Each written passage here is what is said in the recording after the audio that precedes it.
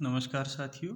इन दिनों मैं आपके साथ बात कर रहा हूँ फैक्ट्रीज एक्ट 1948 के संदर्भ में, यानी कि कारखाना अधिनियम 1948 के संदर्भ में। और इस दौरान हम बातचीत करते हुए इसके परिभाषा खंड के ऊपर हैं। और सर्वप्रथम हमने जो परिभाषा ली है वो मैन्युफैक्चरिंग प्रोसेस को लेके ली है, क्योंकि किसी भी प्रेमाइसिस को कारखाना शब्द में या कारखाना फैक्ट्री जो वर्ड है उसमें शामिल करने के लिए ज़रूरी ये रहता है कि वो जो संस्थान है वहाँ पे मैन्युफैक्चरिंग प्रोसेस संचालित की जा रही हो, क्योंकि जब तक किसी संस्थान में मैन्युफैक्चरिंग प्रोसेस संचालित नहीं की जा रही तब तक उस संस्थान को फैक्ट्री की डेफिनेशन में हम शामिल नहीं कर सकते। और इसी दौरान हमने पाया था कि ये एक बड़ी ही विस्तार से की गई परिभाषा है, जिसमें लगभग सभी क्रियाओं को शामिल किया गया। फिर चाहे वो पावर जनरेशन का हो, ट्रांसफॉर्मिंग का या ट्रांसमिटिंग का हो, या फिर वाटर पंपिंग का हो, ऑयल पंपिंग का हो, सीवेज से संबंधित हो, प्रिंटिंग से संबंधित हो, या शिपिंग से संबंधित हो, या शीतागार में वेयर हाउसेज में किसी वस्तु या पदार्थ को संरक्षित या एकत्रित किए जाने से संबंधित हो। और सबसे ज़्यादा इस बात को लेके हो कि मैन्युफैक्चरिंग प्रोसेस से अभिप्राय है कि किसी वस्तु या पदार्थ के उपयोग, विक्रय, परिवहन, परिधान या वयन के दृष्टिकोण से उस वस्तु का विनिर्माण, परिवर्तन, परिवर्धन, मरम्मत, विभूषण, पूर्णीकरण, गठबंधन, तोड़ना, अलग करना, धोना, साफ करना, गिरा देना, अन्यथा रूपांतरित कर देना, अनुकूलन कर देना, यानी कि उसमें किसी विषय को छोड़ा ही नहीं गया। अब मैं आपके साथ इसके जो विविध जो आयाम हैं उन पे चर्चा करूँगा कि जो माननीय उच्चतम न्यायालय ने, माननीय सुप्रीम कोर्ट ने और माननीय विभिन्न राज्यों के उच्च न्यायालयों ने, हाई कोर्ट्स ने अपने निर्णयों के माध्यम से अभिव्यक्त किया है कि मैन्युफैक्चरिंग प्रोसेस में किन किन जो प्रक्रियाएं हैं उनको शामिल किया जावे। जैसे BP Gopal Rao versus public prosecutor का एक केस था, इसमें सुप्रीम कोर्ट का डिसीजन है। और इसका जो ये जो केस है, इसके जो फैक्ट हैं वो कुछ इस तरह थे कि एक Messrs golden tobacco private limited थी, और जिसका जो मुख्यालय जो था और जो कारखाना था वो बॉम्बे में था। और वहाँ पे जो सिगरेट हैं उनके उत्पादन का काम होने लग रहा था। और आंध्र प्रदेश में एक स्थान पड़ता है इलूरू, वहाँ से सिगरेट मैन्युफैक्चरिंग के लिए तम्बाकू आती थी। और वहाँ पे एक उन्होंने जगह ले रखी थी आंध्र प्रदेश में, जहाँ पे जो तम्बाकू के जो पत्ते थे, सूखे पत्ते थे, उनमें नमी दी जाती थी, उनके डंठलों को तोड़ा जाता था, उनको पैक किया जाता था, और जो फिर जूट के जो बोरियां होती हैं उनमें बांध के बाहर भेज दिया जाता था। तो बात ये थी कि क्या उस वहाँ पे जहाँ पे ये तम्बाकू की प्रोसेसिंग से संबंधित कार्य जो कि आंध्र प्रदेश में किया जा रहा था, क्या वो प्रीमाइसिस कारखाने की परिभाषा में आती है या नहीं आती। तो माननीय उच्चतम न्यायालय ने कहा कि हाँ, जो आंध्र प्रदेश का जो प्रीमाइसिस है वो भी फैक्ट्री की डेफिनेशन में आता है। इसी तरह से मिठाइयों के पैकेट बनाना,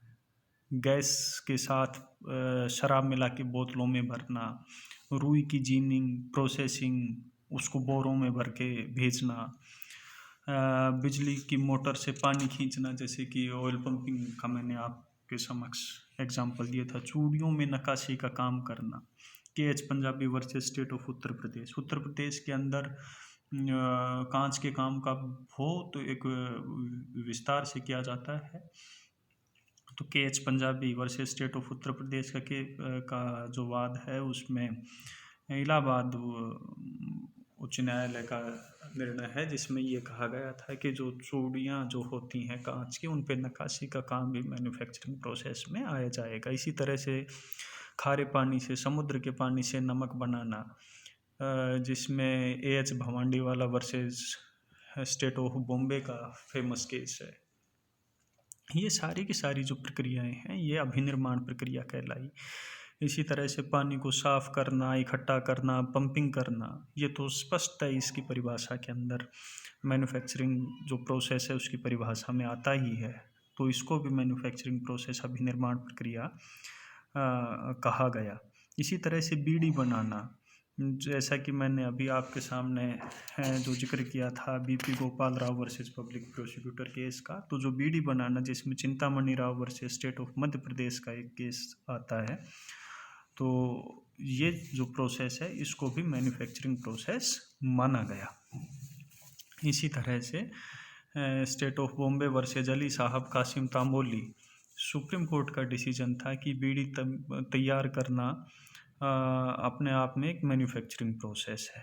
इसी तरह से जो खाद्य सामग्री तैयार करना और उनको रेफ्रिजरेटर में विक्रय के उद्देश्य से रखना,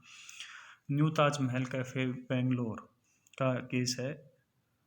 इस केस के अंदर ये कहा गया कि विक्रय के लिए कोई खाद्य सामग्री तैयार करके उनको रेफ्रिजरेटर में रखना, उनको फ्रीज में रखना, जिसका बशर्ते कि इसका उद्देश्य है वो सेल का जो पर्पज़ है वो है कि विक्रय करना इसका पर्पज़ है, तो वो मैन्युफैक्चरिंग प्रोसेस कहलाएगी। इसी तरह से